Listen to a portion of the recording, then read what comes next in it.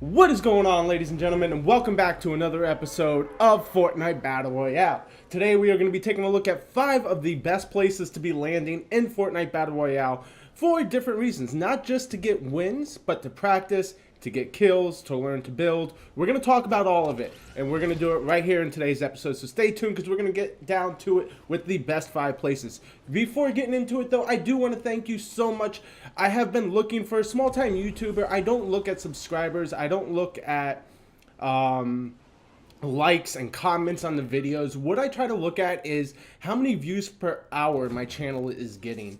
And I was super excited to see that has increased, where I'm getting views every single hour, at least 5 to 10 views per hour, which is just absolutely amazing. It makes me super happy, and I want to thank you all for that. Again, I know I'm just a small-time YouTuber just starting off, but you know, that's something that I look at because that means my channel's getting views every hour, and you know, that's the goal. So by the end of the month, I'm hoping we can get up to about 15 to 20 views per hour, and we're going to push it there, and I know you guys are going to make this happen for me. So without further ado, let's get down into it. Here are the top 5 places in Fortnite Battle Royale to land, and why. So coming in at the number 5 spot is going to be Welling Woods. Now, I know a lot of you probably already predicted this one, but let me explain to you why Welling Woods is a good place to land. One, very few people land there, so you can easily stock up on both wood and stone. For the wood from inside the forest, the stone from along the edges, grow like crazy. Now, there's some ups and some downs. We're going to talk about the pros and we're going to talk about the cons. The pros are, like I just mentioned, you get wood, you get stone very easily. You could be at 1,000 wood, 1,000 stone within a matter of a few minutes. So that's one pro. The second pro is very few people land here. So you can easily stock up, practice your building when you land Welling Woods. So be sure to practice your building. If it's someplace you're looking to go that's quiet, Welling Woods is the place to go. The third reason is those that do land there, they're just starting out. They're still new to the game. So what they're doing is they're doing what everybody else is doing. They're dropping into Welling Woods to practice their building. So you can get some quick, easy kills like I did in the beginning here. Although the one guy kind of gave me a hard time. He really probably could have killed me pretty easily because I wasn't high on mats and I was really low on health. Luckily though, he tried to swanton dive, like shotgun me or something, and I just totally blew him out of the air. I don't know what he was doing, but luckily he wasn't really good. So anyway, so those are a few of the pros. So you got an enormous amount of resources, easy place to practice your building, cheap shots to be able to take on new players or practice your building against those new players, and then of course the cons. So the cons are there's really not a whole lot of loot. At the very least, you might get 3 or 4 chests if you're extremely lucky. Right in the center though, normally only 1 or 2 chests spawn in that center like forest maze, and then you'll get 1 or 2 that will spawn out along the edges where the RVs are. So always check the RVs. If you want to try to get an easy place, a lot of people sometimes will go to that center. So try to go off to the sides. There's a few places where chests spawn on the sides, and then you could drop into Welling Woods afterwards to collect your resources and practice your building or try to get some cheap shots off on some noobs. So Welling Woods, number 5. Coming in at the number 4 spot is going to be Shifty Shafts, and the reason for that is the abundance of loot. You can literally go into Shifty Shafts and be leaving behind med kits, full pods, all kinds of stuff because there is just so much loot that spawns there. It's absolutely ridiculous. And nice thing is, if you're not trying to get into an early game battle, or if there are a lot of people landing there, you can always go to the houses just west of Shifty Shaft and actually loot up there, or drop early at the abandoned battle bus. Sometimes 1 to 2 chests will spawn there as well, and you can grab a few things, chop a few trees down, and then jump and rotate into Shifty Shafts to clean up whatever's left over. So Shifty Shafts used to be my most favorite place to land, except I'm going to call him out. Ninja, it's his favorite place to land as well. And ever since he's been landing there for the tournaments, more and more people start to land there now. It used to be where I would land in Shifty Shafts back in the days, and maybe 1 or 2 people would go there because it was super low key.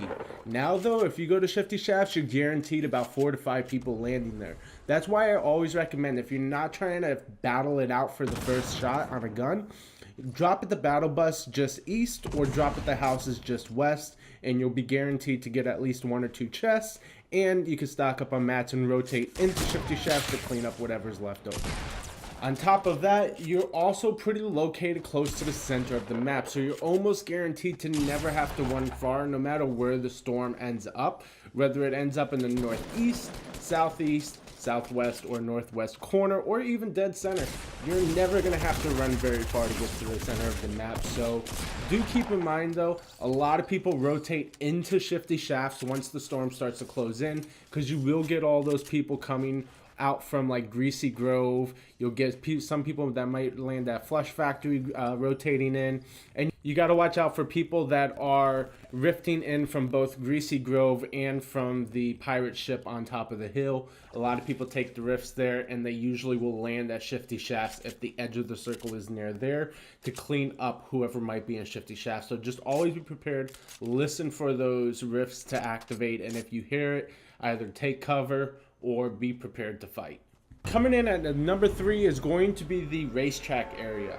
So the Racetrack area is pretty low key, and it has a lot of chests that spawn there, both on top of rocks around the race car track and inside the buildings around it. Every time I've ever landed here, there's never more than 1 or 2 people that land here with me, and normally not very difficult to defeat. The nice thing is too, you can always rotate into Lonely Lodge after getting your loot and have enough time to chop some trees to gather up your resources. And almost always there's either a rift just north of the race car track or just east of the race car track. So you're almost always guaranteed a way out if the storm does end up very far. And at the very least, if there is no rifts, there's always an ATK at this location for you to be able to take. Just as always, be extremely careful with the ATKs, as they do cause a lot of noise and attract attention to your location. So be prepared to jump. Do not keep trying to drive away. I promise you, you will die if you just try to keep driving away when someone's shooting at you. Coming in at the number 2 spot is going to be the little suburb area just south of Paradise Palms. That little village that's all made out of clay.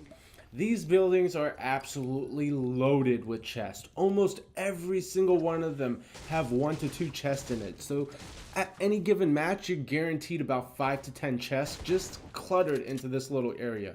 I promise you, it's like a mini Tilted Tower at this point. And again, there's always a rift or an ATK just out front or inside the village that you can take to get to wherever the circle may be. So always keep that in mind if you're going to be landing there. However, a couple of cons. One, of course, like I mentioned, the storm always 9 times out of 10 is going to be far away from wherever this place is. Number 2, most good players will come to this area, so be prepared to take on a pretty strong fight to people. I promise you, I've landed here multiple times. There's always other people landing here, and you're almost always guaranteed to be getting into a fight with a high-skilled player. So just be prepared. Like I mentioned, you can also drop along the outside just to the east of the river, and there's a little RV there with the discs that you shoot. You can go there. There's normally 1 or 2 chests that will spawn there. If nothing else, there'll be at least a couple of weapons on the ground. You can gather a couple of the rocks around it for resources and rotate into the village and then rotate out to wherever you'd like to go after that. Alright guys, it's time. The number 1 place to land. I already know. Probably about 99% of you already guessed what it's going to be. Tilted Tower. However, it's a tie between Tilted Towers and Paradise Palms. Now, before you guys go crazy, I know most of you are saying, no, Tilted Towers is the place to go. No, Paradise Palms is the place to go. That's why it's a tiebreaker. Both places usually are very, very packed. Right now, at this very moment, as we speak, Tilted Towers has been extremely packed because of the challenge that's going on this week where you have to get kills in Tilted Towers. So there's a lot more people going there than normal. Paradise Palms has been a little bit quieter, but I feel once the challenge ends, people will start to go back to Paradise Palms because Paradise Palms has a ton of loot to take. And again, always an ATK, always rifts around it for you to be able to get out of there when the circle doesn't favor that area. So that's the upsides. The downside, you, if you're not very good, are going to die a lot. Again, another upside. The upside is you will learn how to shoot amazingly. I promise you. If you drop tilted towers like I did over 1,000 times or into Paradise Palms, your aiming and your technique is going to explode. The reason for this is, yes, most people can drop into places like Lucky Landing, Shifty Shafts, Paradise or Night Paradise Palms, the place north of Paradise Palms and the place south of Paradise Palms, and be able to kill 1 or 2 people when it's just a quick one-on-one battle. But when you go into Paradise Palms or Tilted Towers, you're usually going up against 2 to 3 players at a time. So as soon as you start shooting one, another person's third-partying their way into your fight to try to kill you or your opponent. Whoever they believe may be the better person most likely will get killed first, or whoever's standing still or out in the open. So this is going to improve your technique dramatically. It's going to increase your aiming, it's going to train you how to cover your backside, and it's going to train your technique on how to get out of tight situations. This is the kind of stuff you learn when you drop into Tilted Towers and Paradise Palms, is how to juke your players, how to predict what their movements are going to be and how to counteract their movements. So definitely some of the best places to go to. If I had to pick one over the other, it would definitely be Tilted Towers. As much as I absolutely hate Tilted Towers, I'll probably only make it out alive 1 out of every 5 times that I land there. But the whole learning aspect of it, it really gets your technique, your aiming, your building, everything gets down to the ground. Downfall for Tilted is you usually won't get a whole lot of resources unless you can get into the construction building and get the pallets before somebody else does. Otherwise, just taking up a few of the cabinets and couches that are inside the buildings, you're normally not going to get out of there with a few hundred wood. One of the places I like to land if I do go Tilted Towers is the south side of Tilted Towers, right next to the clock tower. Those 2 buildings there, I like to land, loot them up real fast, and then rotate down into a place with the underground bunker in it. That place I like to rotate into because you can normally get a 1 or 2 chests, and there's a pallet down there for you to collect some wood as well. And you can get a few of the trees that are along the edges that grow there, so you can get extra resources. That's my favorite place for Tilted Towers. Paradise Palms, if I'm going Paradise Palms, I usually go to the very, very house that's in the northeast corner. I'll land there and either rotate in east or rotate down south, depending on where I see opponents. If I want to take the fight to them, or if I'm not comfortable with my loot, I'll rotate away from them to try to get more resources and loot before taking on a fight.